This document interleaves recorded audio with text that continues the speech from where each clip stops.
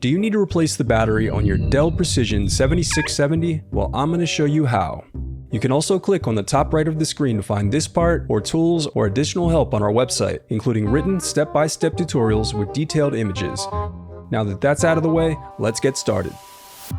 The first thing you'll do is loosen the captive screws on the bottom base cover. Now use a plastic scribe to pry apart and separate the bottom base cover. Next, disconnect the battery.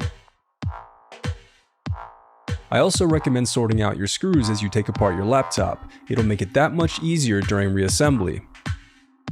Next, unscrew and remove the battery.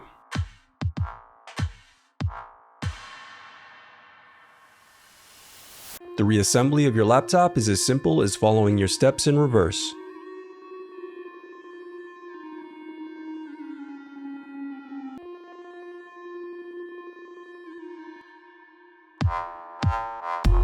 If you still need help, you can visit partspeople.com and view printable DIY instructions to help you along the way. We also have playlists of thousands of Dell tutorials for hundreds of different models, so keep checking back. Thanks for watching.